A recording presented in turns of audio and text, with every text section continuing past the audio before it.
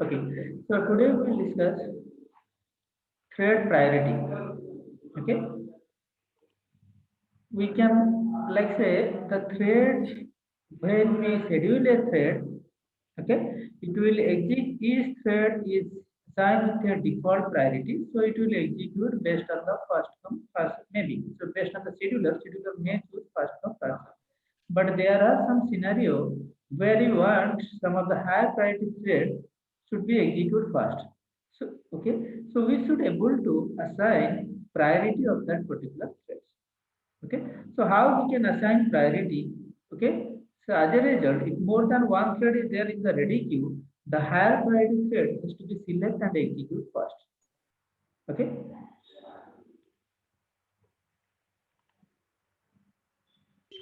thread priority. Each thread have a priority. Priorities are represented by a number between 1 to 10. When you implement Java, generally the priority of the thread is uh, represented from number 1 to 10. Okay. For example, we are having a thread T1 having priority 1, say T10 having priority 10. Or there can be another method, another thread say T11 having priority 10.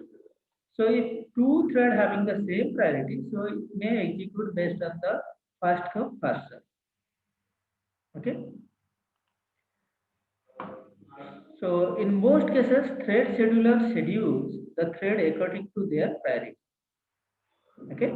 This is known as preemptive. This is known as preemptive scheduling. Preemptive scheduling means, like say, suppose this is your processor. The processor now executes the thread T1. T2 comes having highest priority thread. T2 is a higher priority thread than T1. Suppose T1 priority is 1 and T2 priority is 5. So T2 is the higher priority thread. What it will do is, okay, it will preempt, forcefully remove this thread and assign T2 the processor. That is known as preemptive scheduling. Okay, it will stop the executing thread. It will send a signal to the process operating signal to the processor through operating system. The currently executed thread is being interrupted and stop, come to the ready queue, and the higher priority thread gets chance. Okay, that is known as preemptive scheduling. Okay, but it is not guaranteed because it depends on the JVM specification. It is not guaranteed. It totally depends on the JVM specification. So there is in Java there is another interface. Okay, through JVM only it will execute. So JVM it depends on JVM specification. Okay, that which scheduling chooses, whether it is using preemptive scheduling or it will wait. Let T1 complete. Let T1 complete. It will wait. Okay, total depends on the JVM specification. Okay, so there are Sir, yes, excuse me. yes, Sir, 1 to 10 that was specified. yeah, that Sir, is it can be more than that. no, Yes. you cannot. That is the range. When you specify the range should be between 1 to 10. If you specify more than that, it will throw an X. So that is queue size. Not queue size. The queue size may be anything. Suppose 100 number of thread is currently running. Okay, but all the thread range, the priority is 1 to 10. For example, T1 thread is running, its priority is 5. T2 thread is running, its priority is 3. Okay, another thread T4 is running, can be the same priority as 5. So T6 thread is running, priority is say 3. Likewise, okay, in the queue there may be more than one thread having the same priority. So same priorities are how they will function. If the two thread having same priority, still now whatever concept we have discussed, all the thread having same priority, that is the default priority 5. Okay. If more than one thread having same priority, what your scheduler has to be do? Scheduler can select their first come first serve basis. The thread which is coming first, for example, T1 and T4 having the same priority 5. So which one gets chance? T1 gets chance because T1 comes before T4. So that will come first serve. Okay. Okay, sir. It will Yes. check the priority, so highest priority process thread. Suppose it finds more than one thread having the highest priority. So what it will do? It will just use the concept of first come first serve. Clear? So within 1 2 range, don't interpret that it will only the means ready queue only have 10 threads. No, it can have many threads. More than one threads can have the what is that? Same priority also. Is that clear? Yes, sir.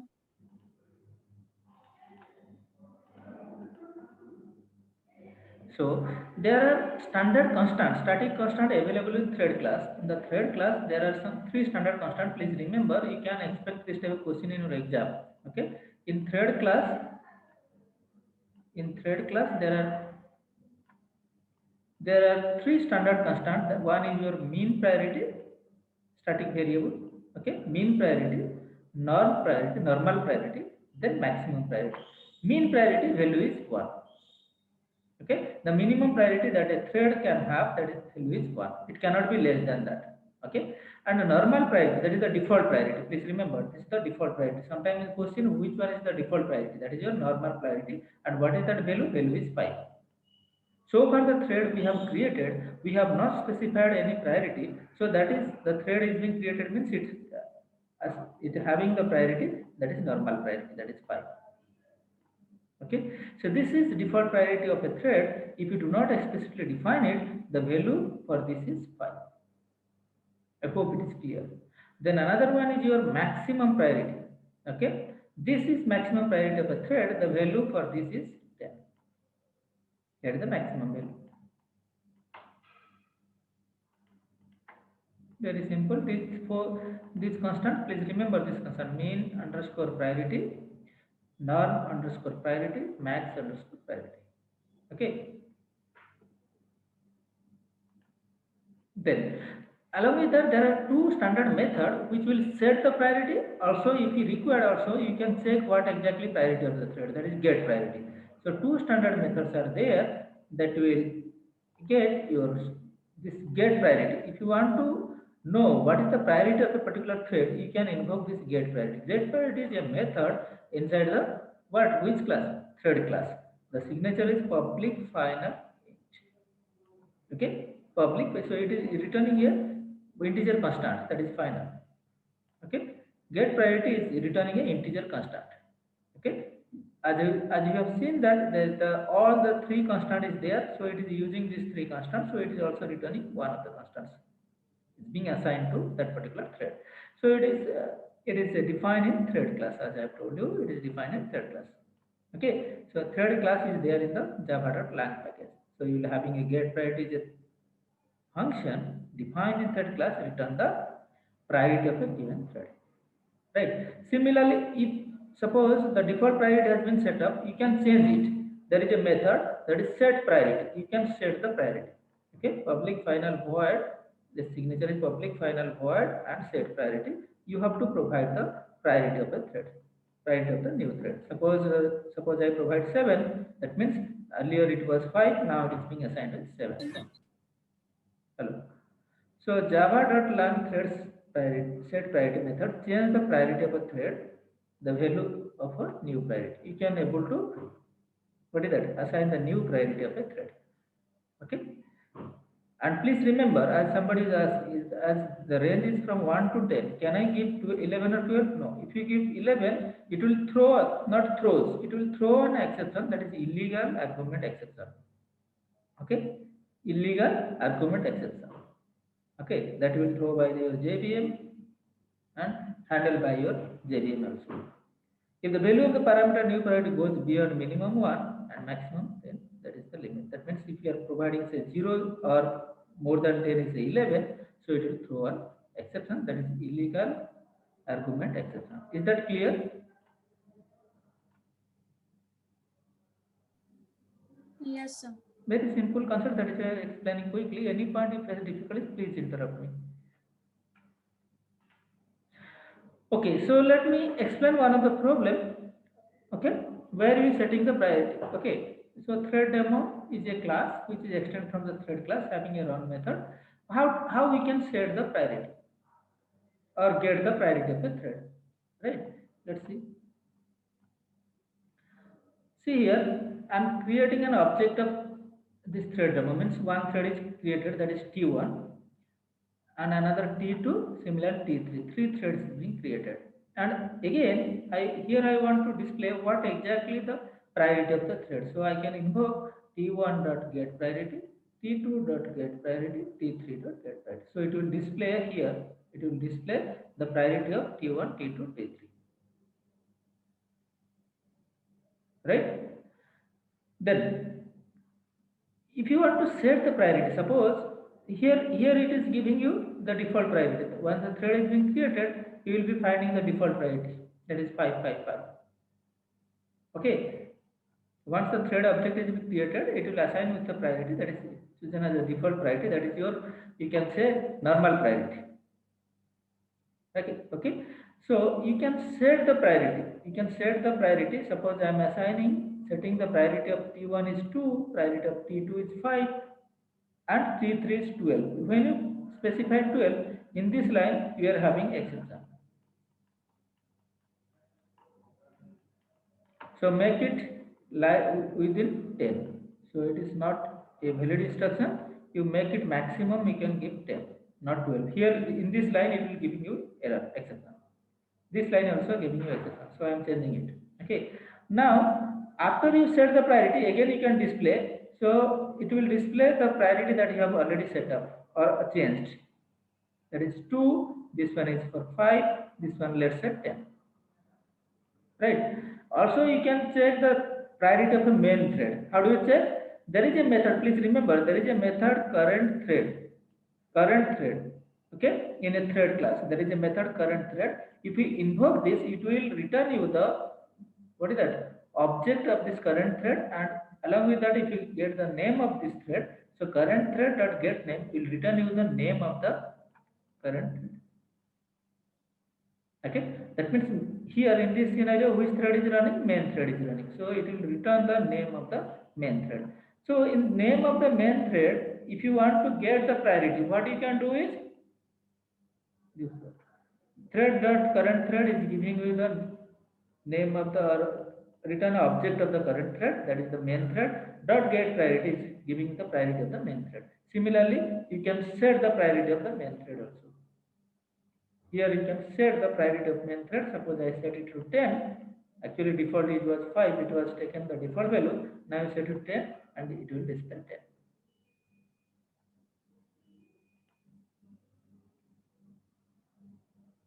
Is that clear? Hello. Is that clear? Yes, sir. Yes, sir. You can see here whatever we have explained. So this one will giving you error. Let me make it 10. Right. So this one, program name is thread priority.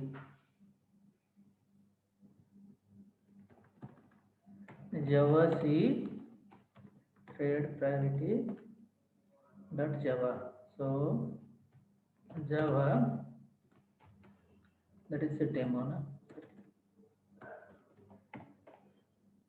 Demo. See here, that it will set the priority. Okay, first one is taking the default priority. When you get the priority, default priority is 5. Right. Then after you set the priority, after you execute these 3 instructions by setting the priority, first one is T1 is 2, T2 is 5, T3 is 10.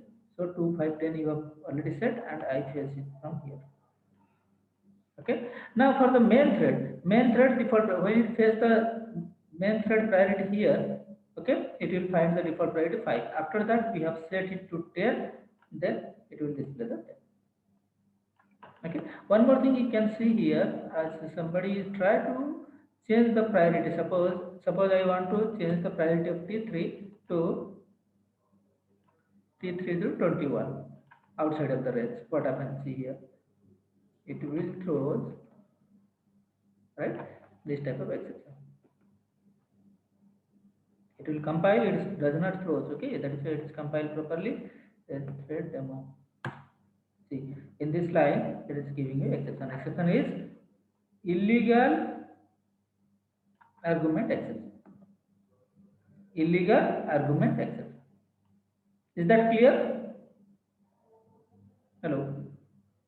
So we have to provide the priority within the range. If you do not provide the range, if you do not provide the priority value within the range, it will throw an exception. Exception is illegal argument.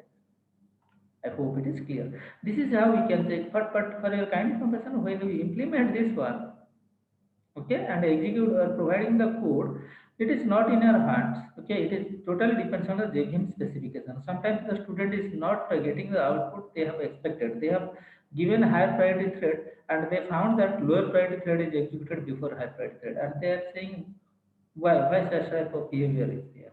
So it totally depends on the JVM specification. Also timing. Okay, the time, context switch time. If it is do not like say forcefully removed within the context switch time, it may happen that the higher priority thread may not get a chance. They may be there in the queue. So don't surprise. Eh? If you're getting such type of output, do not surprise. Okay then. So this is about your thread priority. Please remember, you can expect question in your exam. Very simple concept. Okay. Then this is another one is here. The thread with highest priority will get execution chance prior to their thread. Suppose there are three threads T1, T2, T3 with priority 4, 6 and 1. So T2 will execute first based on the maximum priority 6. After that T1 will execute. Then T3. Default priority of main thread is always 5. It can change later. Default priority of other threads. So we have already discussed this concept. Okay. So you can take another example where you set the one more thing, one more important thing. Okay. See here. Just a minute. Default priority of main thread is always 5. Okay. It can be changed later on. As you have seen, we have already changed the priority of main thread. But listen to me. Default priority of other thread depends on the priority of the parent thread. If a parent thread, our parent thread is here, it is a main thread. If main thread default priority is 5, other thread default priority is 5. If you set the priority of main thread equal to 7, other priority thread also changes to default other thread. If you do not assign the priority, it is also assigned with 7. See here, this program will answer this question. See here.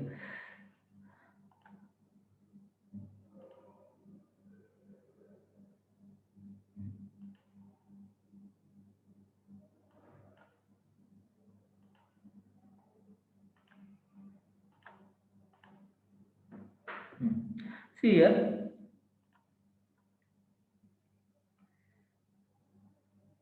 This is your main inside main thread.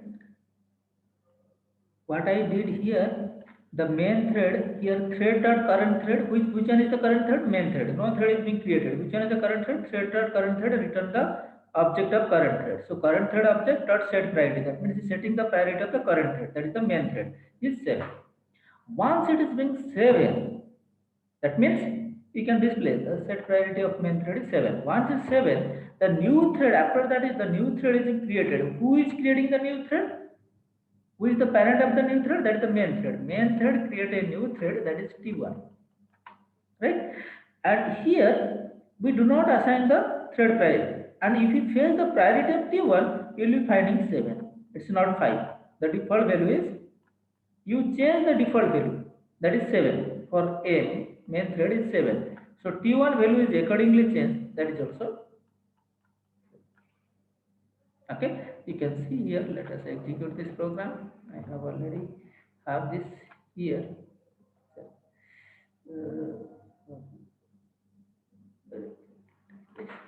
Yes, there is another program. Let's check it quickly. Yes, this is the scenario. I changed it to 7. You can find that T1 also default priority is, because I am not setting the priority of T1. You will find T1 is 7, not 5. Check. That function name is thread demo. The program name is thread demo. Java C thread demo. What is it? No, thread priority 1. Thread priority, that is thread priority 1, not Java. Let's get an error. Error is line number 17. Line number 17. Line number 17 is okay. This one is okay. By line number 17 there is an error. What is that error? Error is reach end of the file while passing. Okay. Oh, Java C.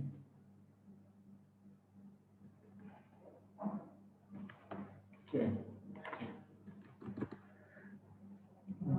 This one is okay, okay, okay. One more. Okay.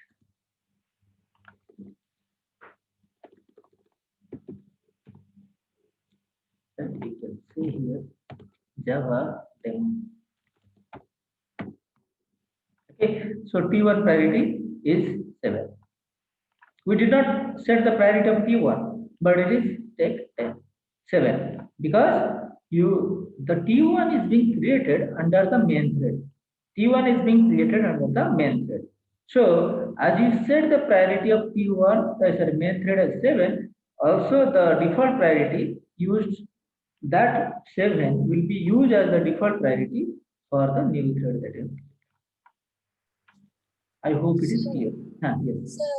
Sir, if before changing the priority of main, if we Okay. have allotted some priorities to all the threads that is contained in the main, okay, then we are giving a particular priority to a main thread.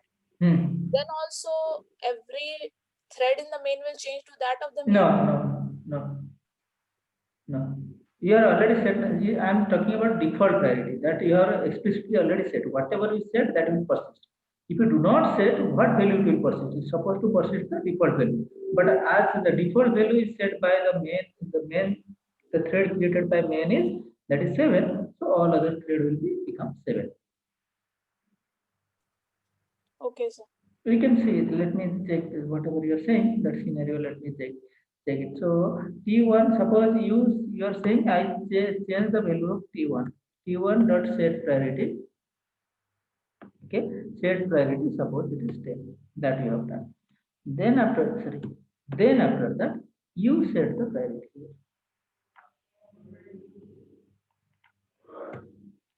Is that your question? I think so. Hello. Yes, sir. Yes. And just after that you are printing. Just after this you have to get the priority of this one also. T1. T1 ka priority just after you set the main thread. So yes, T1 still 10 because T1 explicitly you have specified. It is not taking the default value. You can see here.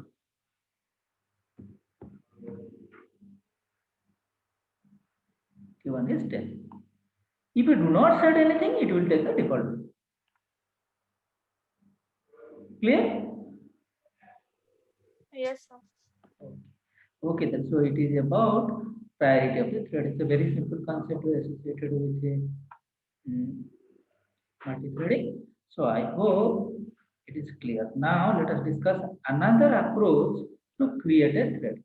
Creating a thread, that is another approach. What are the? I told you there are two approaches you can create a thread. What is the first one is extend from the thread class.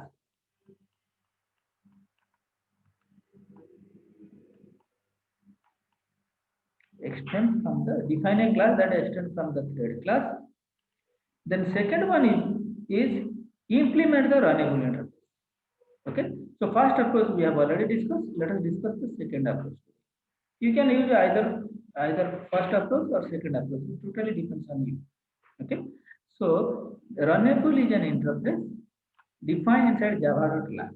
So you can implement runnable interface to create a thread. So Java.lang runnable is an interface that is to be implemented by a class whose instance are intended to be executed by the thread. This instance are intended to be executed by a thread. How it is? Okay. So what are the steps? Let me explain the steps associated with to create a thread by implementing runnable interface. What are the steps you have to follow? Please remember. The steps are first steps. Define a class that implement runnable interface. First you define a class that implement a runnable interface, And what you have to do inside this class, you override the run method. That is what we are doing. When we are talking about thread instruction, the instruction you have given to a particular thread, that means that instruction we are writing inside the run method. Okay. The task we are assigning to the thread, that we have written inside the run method. So you need to override the run method the way we have overridden earlier. Okay. Let me repeat. Define a new class that implements the running element. That is the first. Second is create object of the above class. You can create object of the above class. Okay. Like one object is being created. Then the third step is create object of thread class. Create object of thread class and pass parameter as this object. The object here that we have created. Okay. Pass parameter of this object. Then the way you have done, invoke the start method invoke the run. We cannot invoke run method directly. If you invoke the run method directly, there is no compilation error, there is no like say runtime error also, but it's not created a thread. Just work just like a simple function call. Okay, that we have already discussed. Same thing. So let me repeat. Define a class that implements runnable interface, inside which what are the tasks we are going to assign a thread that you override the run method. Then create object of the above class that we have created, and that object you pass when you create object of thread. Create a thread class object and pass that object as a parameter. And you start e dot start. Okay, this is the step.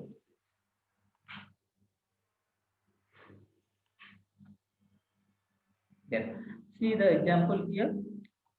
Whatever I explained, see the example. So I am creating a new thread, a runnable implementation. Okay, that implements runnable interface. You define a class. Class may be anything. ABCD, whatever name you can give. So that class name implements runnable interface, and you override the run method. The task that you are going to assign to a thread that you write inside the run method. Then in the driver class, the next step is you create object of this class. Yes, I have created object of the same class. Then I create a thread T1 where I am passing the object OB as a parameter. This OB should be passed as a parameter. Okay, that means this OB we are bind with this particular thread, which is implements the run. Okay, then you invoke start method T1 dot start. So thread is being created. So here two thread is running from this point. One up to this only one thread is running, that is the main thread. When the moment you invoke T1 dot start and start invoke run method, other method two thread is running T1 as well as the main thread. Both thread are running parallel or concurrently. Is that clear? Hello. Am I clear? Hello. Yeah. Okay, so let us execute one program. Your concept will be more clear. That program we have. See, the same thing inside run method. I am not doing anything. I just displaying the name of the current thread invoking run method and thread is running. So here I am creating only one thread, that is T1, and passing this object as OB, and I start the thread. Main thread is already started. One more thread T1 is start parallel. That's it. The only difference here is, see here when you create the thread, only difference is you create a new thread, a new class that implements run and override the run. Fine. But this step you have to create object of this class, and this object is passed over. Suppose I want to create another object. What I can do here? Suppose I want to create another object. What I can do here? I can create, like say, I can create control D T2. The another thread I have created T2. You have to pass the same. And if you want to start T2, T2 dot start. Okay, so these things can do. I hope it is clear. So let us execute this part.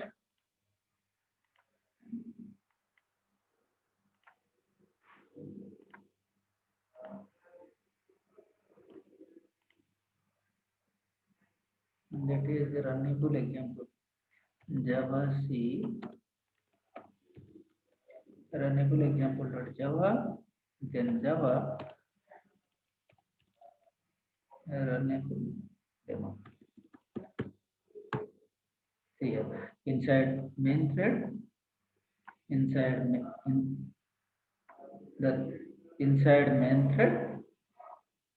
main thread, then next is thread name is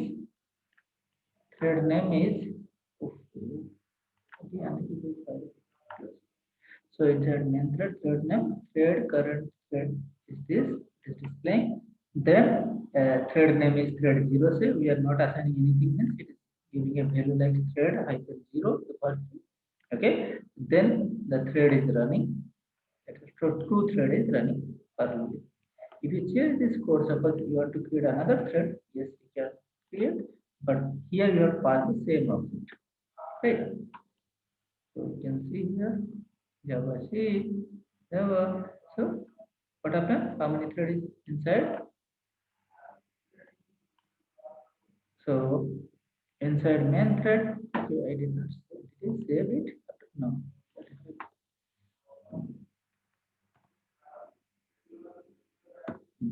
See here.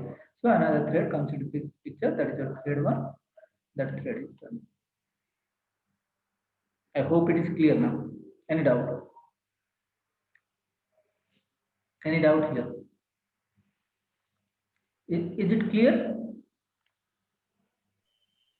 Yes, sir. If not clear also, I can repeat.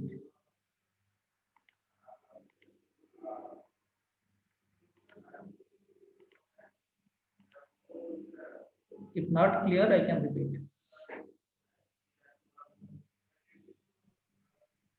Yes, repeat once. Okay. So, CR, please take the attendance, take the screenshot. Okay, so what we can do is, when we create a thread, there are two objects, two standard objects. One is the extend from the thread class, another is implement run. So this part we have already explained. Then let us discuss how we can implement runnable interface to create a thread. So you define a class name. You can give any name here, and that must implement runnable interface. Runnable interface is a predefined interface. Clear? When you're talking about thread, that means we are going to assign a tag to the thread.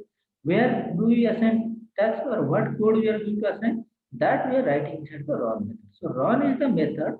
That means in the run method, whatever instruction we are writing, that instruction will assign to the new thread. So you override the run. Next step is you override the run.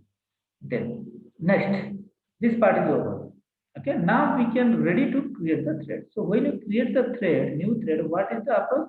First to create object of that class. The object of that class is being created. Next is using that object, you create the new thread. So I can create a thread. Thread is already predefined class. Thread name, and you pass the object. Okay. If you do not pass object of B, the thread class default behavior will be there. So as we are assigning these tags, run these tags to the thread T1, so we are passing the object. We bind with OB. Okay. When you start the thread, then start will invoke the run method.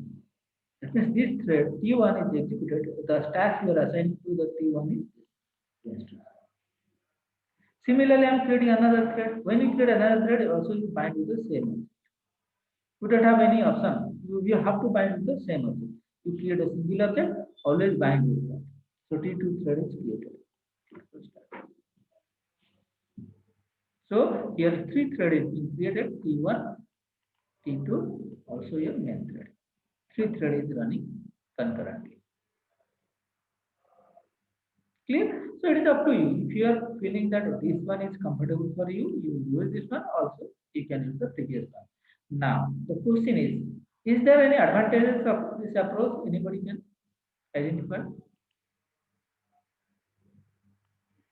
Any advantages we are getting? Yes, sir. What is that? So we can perform multiple inheritance.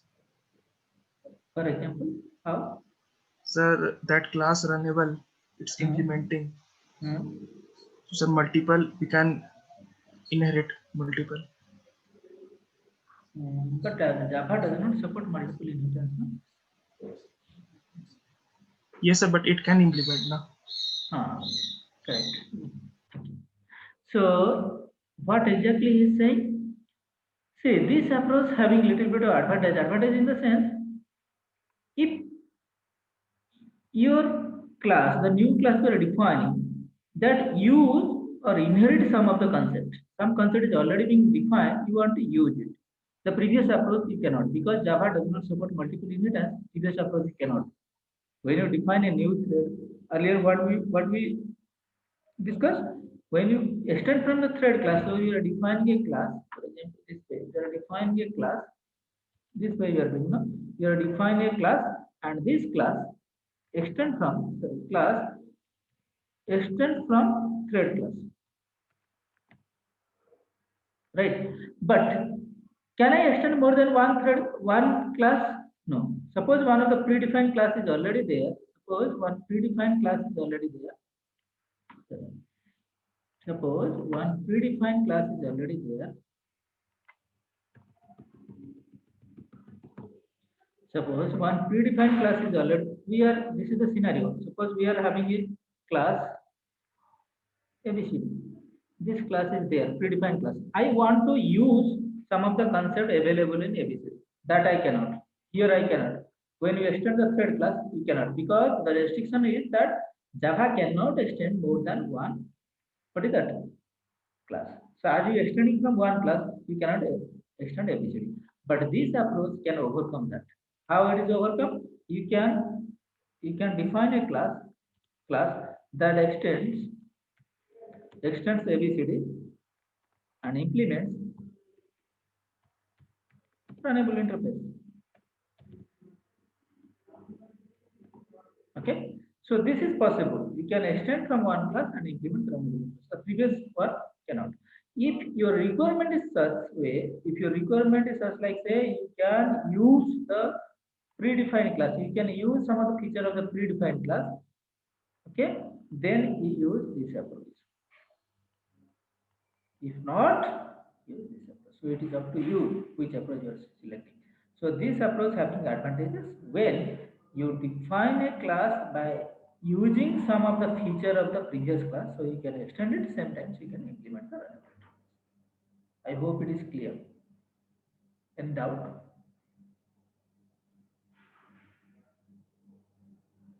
Hello.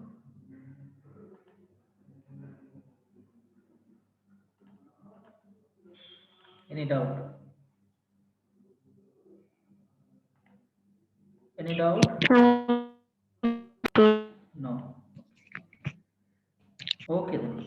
Then you can see here this implement runnable has extend thread class. Sometimes in the interview they used to ask. Okay, please get it clear over here. I have already explained. By the way, when we extend thread class, we cannot extend any other class. Even we require when require.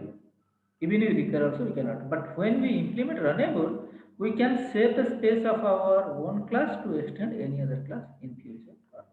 Now we can able to extend it. That is the one advantage of implementing runnable interface over extending thread class. Then another difference you can say, when we extend thread class, each of our thread create unique object associated with it. Isn't it? That we have already seen. Unique object associated with it. Okay? You have already seen here. Just a minute. When you extend from the thread class, how you are creating the thread? How you are creating the thread? Simply you create this class. Suppose you class say test, extend from the thread class. So you can create test object. Test object. Your thread is being created. Test object equal to new test. It is fine. One thread object is created. But in this scenario, what you are doing? You are creating ABCD object, new ABCD say right? Then you are creating the thread T1 equal to new thread, right? What we are passing? The OB, the same object. If you want to create another thread, here if you want to create another thread, what you are doing? Suppose the thread T1 here you have created. If you want to create another thread, you simply copy over here, okay, make it T2. But here, if you want to create another thread, what you have to do? You copy it, okay, T2 thread is being created, or newborn state, and you are passing the same object. The same object is being passed to all other threads you have created when you create a thread using or by implementing runnable interface. Please remember, but here they are independent. T1, T2, T3. That is what it's saying. When we extend a thread class, each of our thread create a unique object associated with it. It is create a unique object associated with it. But when we implement runnable, it shares the same object to multiple threads. It shares the same object. It shares the same object of multiple threads. Is this clear? Am I clear to all of you? Hello? Is this clear to all of you? Yes. Okay, good.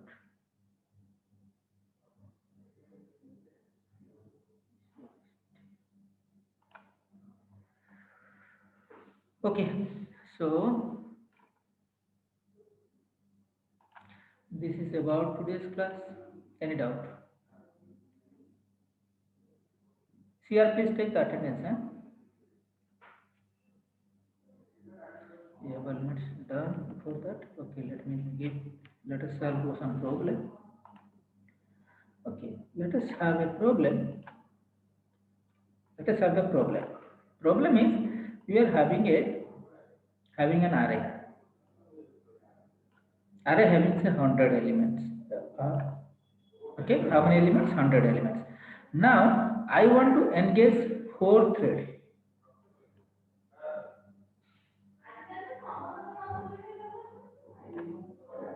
Okay, T1, T2, T3, T4. Okay, so this is an array. I am saying a vector. Array is also vector V1. Another vector I am taking V2. V2 also same size, that is 100. Size is 100. Huh?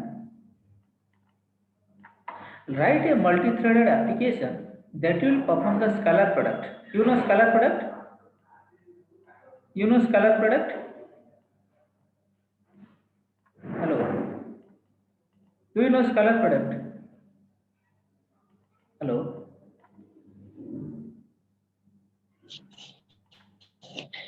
Do you know the scalar Yes, product sir. of a vector? What is that? Scalar product क्या होता है? देखो suppose V1 and It only has hello हाँ yes hello come V1 and V2 are two vectors. What it is only has value and no direction. When you perform the scalar product, you will be giving a scalar. That means it will multiply the corresponding element. That means you can take sum equal to 0 and sum equal to sum plus previous sum plus Vi sum plus Vi into V of j. Right. So it will multiply the corresponding element and sum it, and that is what the scalar product is. I hope you have already studied the mathematics. Hello. Yes. Actually, these are the things people are using in data science. Later on, you are having in her semester, you are having one paper. Okay, you actually the feature you are going to represent in the form of vector. Vector is just like your one-dimensional array. For example, I am purchasing a product. Okay, product review. Say I am providing product review. So for different parameters, you are giving different reviews. Okay, numbers say 1 to 5. For example, how for a particular movie. Okay, different parameters are there. Action related, how you are satisfied. Direction, how you are satisfied. Okay, picturization, how you are satisfied.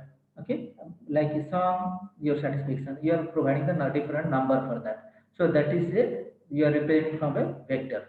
Each vector storing the record of a particular movie. That means the movie rating is available. So what you can do is you can perform color. There are certain operations you are going to perform to, like say, prediction point of view. One of the simple example. So many other things are there. Okay, for data analysis, you are having such type of huge number of data. You are going to analyze it. So one of the operation you may apply, that is your scalar product. So you want to do it efficiently. Okay, first way. So you write a multi-threaded application that will perform the scalar product. How do you do that? Okay, for example, we are having 100 elements, this vector having 100 styles. I want to perform scalar product. Can anybody give me the idea how we can do this?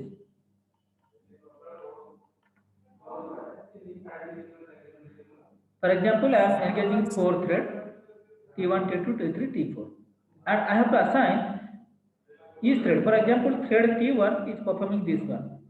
T2 is not dependent on this one. T2 meantime can perform this because they are independent code. T1, T2, T3 they can perform independently, and the sum is should be updated. T1, for example, sum is here it is 100, here is 120, here is 130, here it is 140. This value should be updated. Finally, if you add everything, so that is the result. You can engage parallelly more than one thread. They can perform concurrently and update sum. Instead of assigning one single thread, Vi equal to sum equal to sum plus Vi into Vj, you can assign multiple thread. Okay, and each thread will know their limit, lower bound, upper bound, and they perform the operation and update sum. Can I solve this way?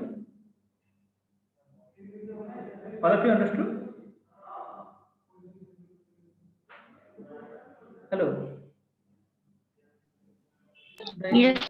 The implementation approach, all of you understood. You tell me which one should be the shared variable? Need to be synchronized here. Which one is the shared variable need to be synchronized? Sum. Very good. Very good. Very good. So sum need to be synchronized because more than one thread may parallelly update it, perform the right operation here. Okay. So sum, when the thread, suppose T1 updated, it has to, what is that? Take the lock, then enter. If it gets the lock, then it is fine. They can able to update it. If not, they have to wait. So that you have to also add here. Okay, so this assignment I have given the student. What the student does, they are multiplying T1 ka ith element with T1 ka jth element, then update the sum. Similarly, T2 का एक element हो गया, वो सम को update करें. That is not a good approach. Okay, approach is you sum everything for T1. T1 का सब complete हो गया, उसके बाद एक बार अपडेट करेगा. T2 का सब कंप्लीट हो गया, उसके बाद एक बार अपडेट करेगा. T3 का कंप्लीट हो गया, एक बार अपडेट करेगा. क्या होता है? So the execution become faster. If T1 एक एलिमेंट करने के बाद अपडेट करता है, that means it has to take the log, update it. Meantime T2 is coming, T2 has to wait. So many so many times it will acquire, the threads are acquire the log, release the log, other threads are waiting for the log.